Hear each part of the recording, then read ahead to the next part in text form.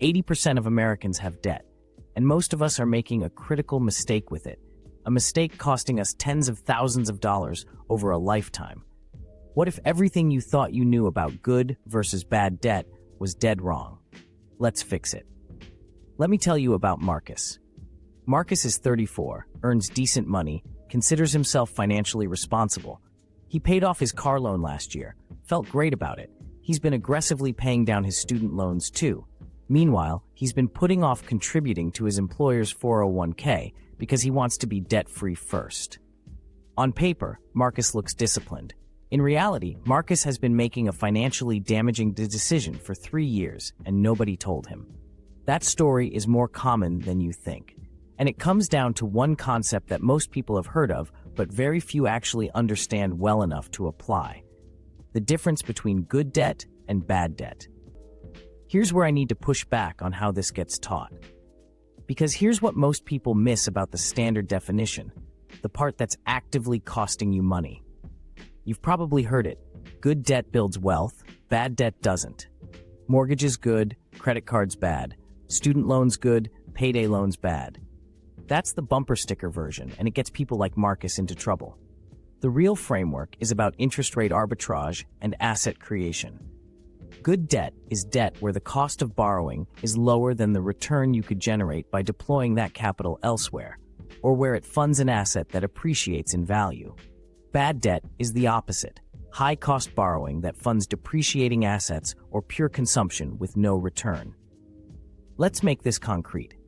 The average credit card interest rate in 2024 hit 22.8%, a 40-year high. If you carry a $5,000 balance on a card at that rate and make only minimum payments, you will pay approximately $6,800 in interest alone before that balance is cleared. You borrowed $5,000. You paid back nearly $12,000. Whatever you bought with that money, a vacation, a TV, new clothes, those things are gone. The money is gone. That is textbook bad debt. Ready for the counterintuitive truth? This next part might surprise you. Now flip it. The average 30-year mortgage rate has hovered around 6.5 to 7% recently. That sounds high compared to a few years ago, and yes, you'll pay a significant amount of interest over the life of the loan. But here's the thing. U.S. home prices have historically appreciated at roughly 3 to 4% annually over the long run. You're building equity, you're locking in a fixed housing cost, and you're getting a tax deduction on the interest. The math doesn't automatically make every mortgage a great deal, but the structural difference from a credit card is enormous. Back to Marcus. Here's why his logic breaks down. His employer matches 401k contributions up to 4% of his salary. That's a 100% return on that portion of his contribution, instantly, before any market gains. His student loan interest rate is 5.8%.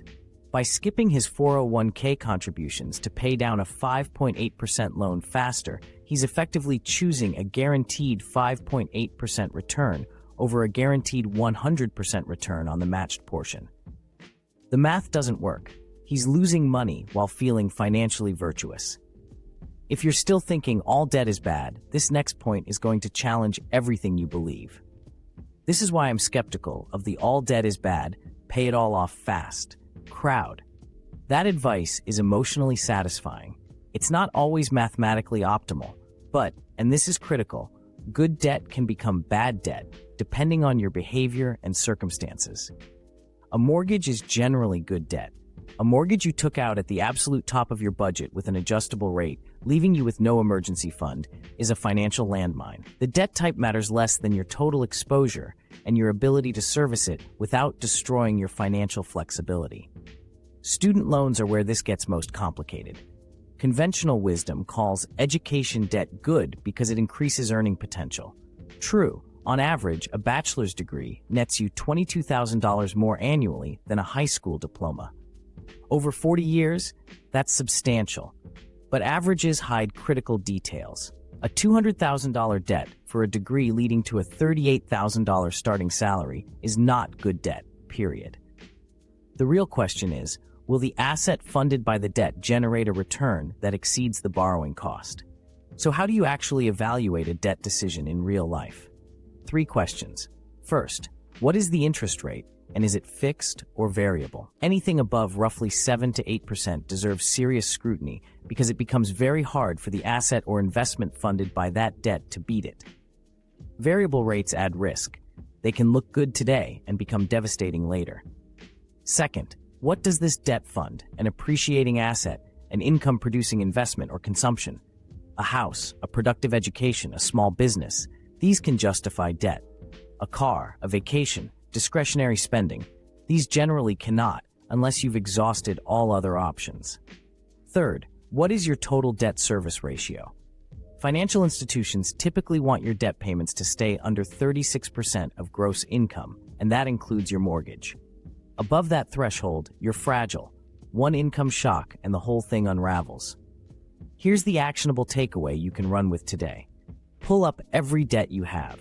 For each one, write down the interest rate and what it originally funded. Rank them by interest rate, highest to lowest. Any debt above 8% that isn't funding an appreciating asset or producing income, that's your first target. Before you pay extra on anything below 6%, make sure you're capturing any employer 401k match, because that's a guaranteed return nothing else can beat. Don't let anyone, including me, sell you a one-size-fits-all rule.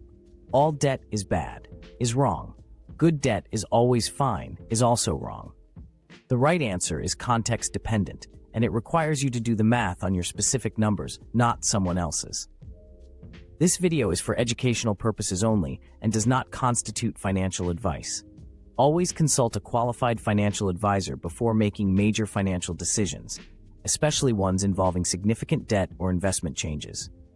If Marcus watches this video today and makes one change, starts capturing that 401k match while paying the minimum on his 5.8% loans, he'll be meaningfully wealthier in 30 years than if he'd kept doing what felt disciplined.